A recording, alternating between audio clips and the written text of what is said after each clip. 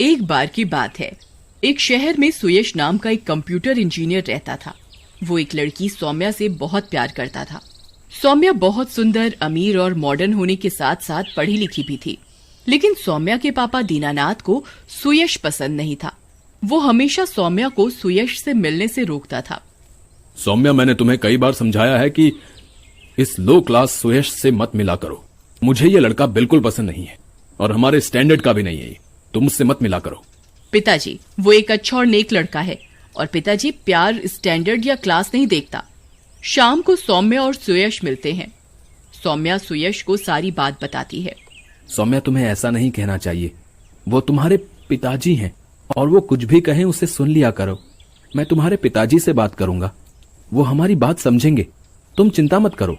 तभी दीनानाथ वहाँ 3 गुंडे सुरेश, दीना और कांचा को लेकर आ जाता है और सौम्या को वहाँ से जाने के लिए कहता है। सौम्या चली जाती है। ए छोकरे, मैंने तुझे कई बार कहा था ना कि मेरी बेटी से दूर रहे, लेकिन तू नहीं माना। अंकल जी, मैं सौम्या से बहुत प्यार करता हूँ और हम दोनों शादी करना चाहते हैं। मैं एक पढ़ा लिखा इंसान हूँ। मैं सौम्या को बहुत खुश रखूंगा। सौम्या को खुश रखोगे, लेकिन कैसे? तुम्हारे पास है क्या? 1 नंबर के भिखारी हो तुम। मेरी बेटी महलों में पली बढ़ी है। तुम जैसे सड़क छाप के लिए यही अच्छा है कि तुम मेरी बेटी से दूर चले जाओ। अंकल जी, मैं सौम्या से बहुत प्यार करता हूँ। आप तो क्या, भगवान भी हमें अलग नहीं कर सकता। अच्छा, भगवान? इस कलयुग में एक ही भगवान है और वो है पैसा, जो कि मेरे पास है। लड़के, तुझे मैंने समझाने की बहुत कोशिश की, लेकिन लगता है तू ऐसे नहीं मानेगा। ऐसा कहकर दीनानाथ अपने साथ लाए गुंडों से सुयश को पिटवाने लगता है।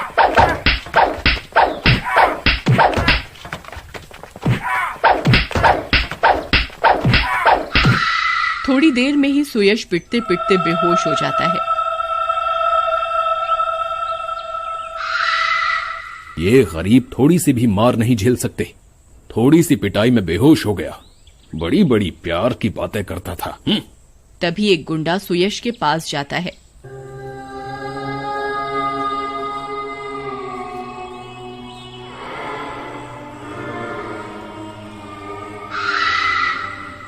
सेठ जी, लगता है ये मर गया है। अरे काहे के गुंडे हो तुम सब? जरा सी बात में डर गए। चलो जाओ यहां से, मैं सब संभाल लूंगा। अच्छा हुआ मर गया। पीछा ही नहीं छोड़ रहा था मेरी बेटी का। इसका चेहरा बिगाड़ दो ताकि इसकी लाश भी पहचान न पाए कोई। इसके बाद दीनानाथ और वो तीनों गुंडे सुयश की लाश को वहीं छोड़कर चले जाते हैं।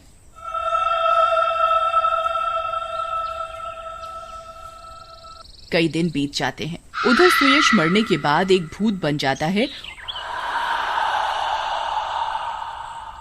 और सौम्या के घर जाता है।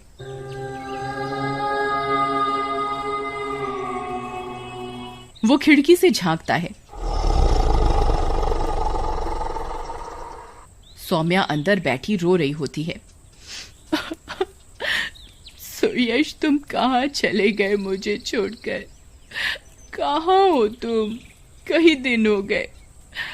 अगर तुम मुझसे सच्चा प्यार करते हो तो प्लीज आ जाओ, एक बार प्लीज आ जाओ।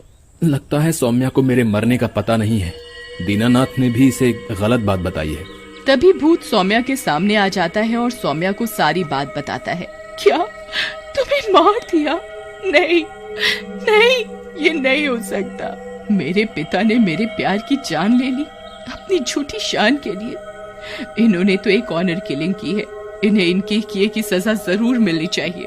हाँ सौम्या, मैं इन सब में से किसी को भी जिंदा नहीं छोड़ूंगा। इन लोगों ने न सिर्फ हम दोनों को अलग किया, बल्कि जो लोग ऑनर किलिंग को सपोर्ट करते हैं उनको भी शय दी है। मैं इन सब की जान ले लूंगा। नहीं सुयश, नहीं, मैं नहीं चाहती कि तुम भी उन्हीं की तरह बन जाओ। और हमने एक दूसरे से प्यार किया है। हम अपने प्यार को बदनाम नहीं होने देंगे। हम इनको पुलिस में पकड़वा देंगे और कड़ी सजा दिलवाएंगे, ताकि इन्हें और इन जैसे कईयों को अपराध करने से भी डर लगे। नहीं सौम्या, मैं इन्हें नहीं छोड़ूंगा। इन्होंने गलत किया है। ये कहकर वह चला जाता है। उधर दीनानाथ का एक गुंडा कांचा रात को अकेले घर जा रहा होता है। रास्ते में उसे सुयश का भूत दिखता है। अरे लगता है आज ज्यादा ही हो गई। मुझे ये क्यों दिख रहा है? इसे तो कुछ दिन पहले ही मारा था, फिर से जिंदा हो गया लगता है। इसे फिर से पीटना पड़ेगा। ऐसा कहकर वो सुयश के भूत की तरफ बढ़ता है, लेकिन नशे में होने के कारण गिर जाता है। क्या हुआ, मारोगे नहीं मुझे? आओ मारो, नहीं तो मैं तुम्हें मार दूंगा। मुझे मारेगा तू? तेरे तो मैं हाथ पैर तोड़ दूंगा। ऐसा कहते हुए वो उठकर सुयश के भूत की तरफ बढ़ता है, लेकिन सुयश का भूत उसे वहीं उठाकर मार देता है।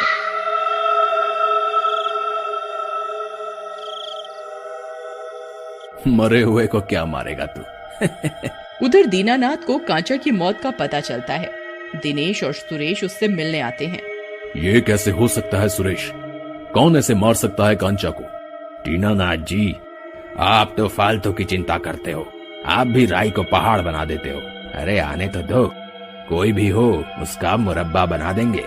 उसके बाद बाकी के दोनों गुंडे दीनानाथ से मिलकर अपने घर चले जाते हैं और रात को दोनों एक बेड पर ही सो रहे होते हैं। तभी सुयश का भूत अदृश्य रूप में दिनेश नाम के गुंडे के पीछे जोर से लात मारता है और दिनेश बेड से दूर जाकर गिरता है। अबे किसकी मौत आई है बे? जिसने अपुन को मारा कौन है? उसकी जोर जोर से चिल्लाने की आवाज सुनकर सुरेश भी उठ जाता है। अरे दिनेश भाई क्या हुआ? क्यों गला फाड़ करके चिल्ला रहे हो? क्या हुआ? अबे एक तो सोते समय मुझे लात मारता है, ऊपर से हंसता है। आज तेरे दांत तोड़ दूंगा। ऐसा कहकर दिनेश सुरेश को पीटने लगता है। फिर भूत सुरेश के शरीर में घुस जाता है।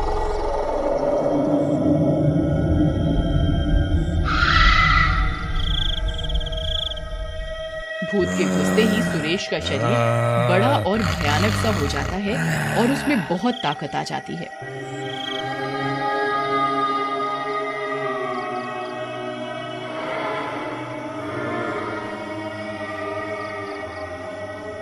मुझे मारता है? तेरी इतनी हिम्मत? तुझे भाई क्या बोल दिया? तू तो सर पर ही बैठ गया। तुझे नहीं छोड़ूंगा।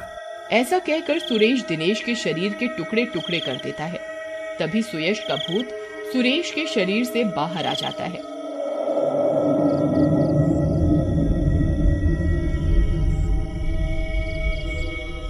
अरे बाप रे, ये दिनेश भाई को किसने मारा? वो भी इतनी बुरी तरह? तभी सुयश का भूत सामने आ जाता है। इसको तो तूने मारा है, और मुझे भी। क्यों, पहचाना मुझे? अरे तुम तो वही हो जिसे हम लोगों ने मारा था। मुझे माफ कर दो, मुझे जाने दो प्लीज। जाने दो तुझे? मुझे मारते समय तुम लोगों को दया नहीं आई थी? तुम 4 लोगों ने मिलकर मुझ अकेले निहत्थे को मारा था। अब तुझे तो मैं जिंदा नहीं छोड़ूंगा। ऐसा कहकर भूत उस गुंडे को घर की खिड़की से नीचे फेंक देता है। नीचे गिरते ही सुरेश की भी मौत हो जाती है।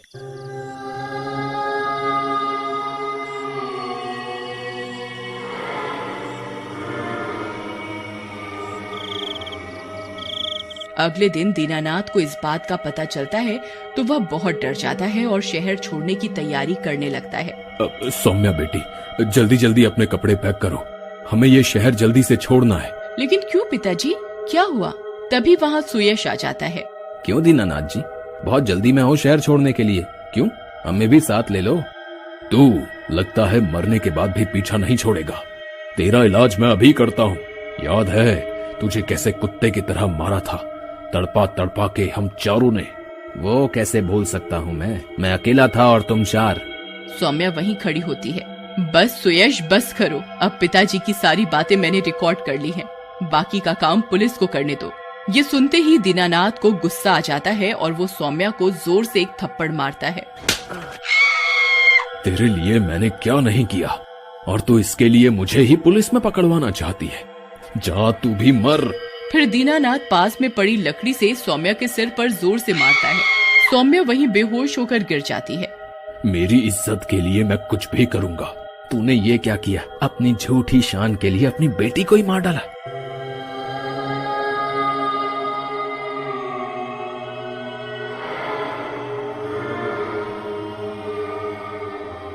तेरे जैसे इंसान को इस दुनिया में रहने का कोई हक नहीं है।